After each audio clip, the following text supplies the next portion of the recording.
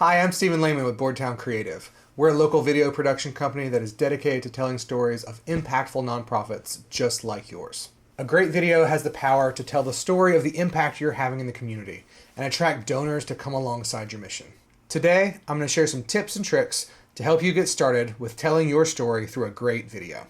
So to start with, you want to have a plan, whether that's an outline, a full-blown script, or something just as simple as a shot list.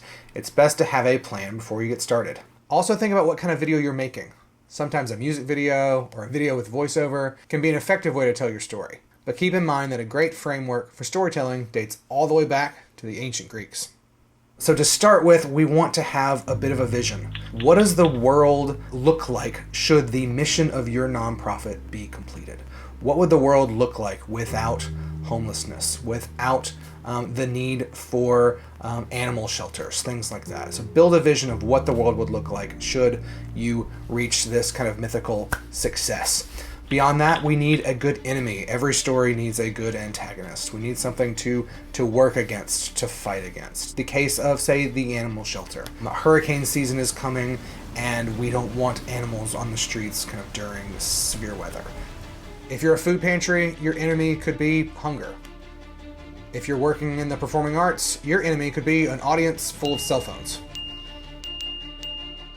That is an enemy. That gives your donor, the viewer of this video, something to fight against, something to kind of press against. We need a hero. Every good story is going to have a hero. In this case, it's the donor. We want to present them as the opposition to the enemy. Give them the motivation, the encouragement to get up, step up, and kind of put themselves in the gap to help you with your vision.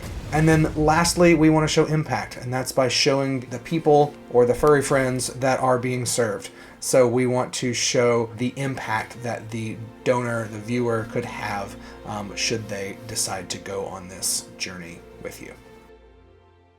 From there, we need some basic equipment, and all these are things that you could just grab at Best Buy. So to start off with, we want a tripod. There are lots of reasons for a handheld shot. A handheld shot is going to give you a bit more momentum. It could be a bit jittery. It shows a bit of instability, which could be great in the kind of enemy section of your video. Whereas the opposite, a lockdown steady shot, gives a feeling of stability. And there could be reasons for using both. For the most part, I think a nice locked off shot on a tripod is going to give a more professional feeling. From there, we need some lighting. Now you can do it naturally by either finding a nice big window like I'm using here, or if you are shooting outside, the real goal is to find areas of even lighting. So we want to find areas in the shade where things can be nice and even, or kind of be out in full sun. That way the camera isn't having to work to distinguish between those two. Next, we want to think about composition. The first is the rule of thirds. I'm sure all of you, when you've kind of pulled up your phone to take a photo, you've seen the tic-tac-toe board that shows up on your screen. That is called the rule of thirds, and it is a way in which we can use that grid to line up our shot. There's been lots of research done to show how eyes are traced. They did it back with magazines to see kind of where to put ads, kind of where the most expensive ads would be. But given that we kind of read from top to bottom, left to right, the kind of most prominent place on the screen is the top left quadrant, where the most non-prominent section would be the bottom right. And where we place our subject can kind of depend on how we want them to feel. If I stick someone on the right side, it's going to have a different emotional impact than if I stick them on the left side. If you don't believe me, take a look at any horror movie. Inevitably, the person running away from the murderer is going to be running to the left of camera, and while the hero, someone coming trying to save them, will be running in the opposite direction. Another big thing with composition is thinking about depth. Video is a 2D medium, but we like to use as many tools as we can to make it seem as three-dimensional as possible. The best way to do that is to get as much distance between your subject and the background. So say you are shooting an interview, you are in a room, and you've got a big window in front of you. I would get them as close to that window as possible. That way you have as much depth in the back of the room as possible. What this is going to do is allow you to get more of the blurred background that we're used to in kind of the portrait modes of the phones, which is going to give you kind of a more pleasing final image. Beyond that, we should talk about sound. Investing in a kind of cheap microphone would be a great investment beyond just what might be available on your camera or if you're using your phone, for example.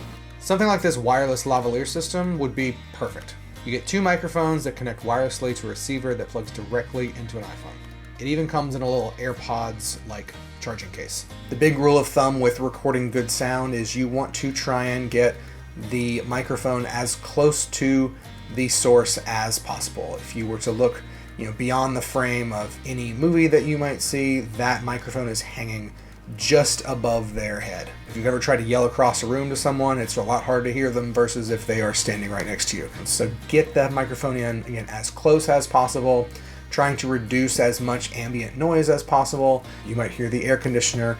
You're definitely going to hear the compressor of the refrigerator, things like that. If you have control of those things, definitely turn them off or unplug them, but definitely make sure to leave a reminder to plug the fridge back in because you don't want that to happen. You'll also need something to edit your video on. There are so many great free options out there to get you started. If you're on a Mac, you already have iMovie. This is even available on your phone and iPad. If you want to go beyond that, I recommend a software called DaVinci Resolve. They have free versions for Mac, PC, and even iPad. Although I will say the learning curve is a little higher on that one. If you're watching this as you prepare for the Giving Challenge, make sure you're paying attention to those guidelines. You have a 30-second maximum. Incorporate the Be the One theme, include a call to action with a website or QR code, and you can use any of the branding materials available at givingchallenge.org. And the last, of course, being to have fun.